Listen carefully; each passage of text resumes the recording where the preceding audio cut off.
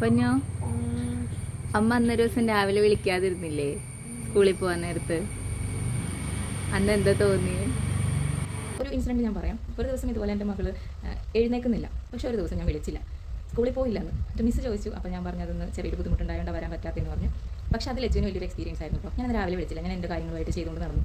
Last എഴുന്നേറ്റപ്പോഴത്തേക്കും school bus പോയി. അപ്പോൾ ഞാൻ ചോദിച്ചു, അമ്മ ബസ് പോയോ? അപ്പോൾ ഞാൻ എങ്ങനെ പോകണമെന്ന് ചോദിച്ചു. ഇന്നിപ്പോൾ സ്കൂളിൽ പോകേണ്ട, കുഴപ്പമില്ല, രാവിലെ എഴുന്നേക്കാത്തതുകൊണ്ടല്ലേ, അത് സാരമില്ല, മിസ്സ് ചോദിക്കുമ്പോൾ ഞാൻ പറഞ്ഞോളാം എന്ന് പറഞ്ഞു. അപ്പോൾ കൊച്ചിന് എന്തോ പോലെ ആയിപ്പോയി. പിന്നെ എല്ലാ ദിവസവും അവൾ ഇപ്പം 8:20 സ്കൂൾ ബസ് വരും.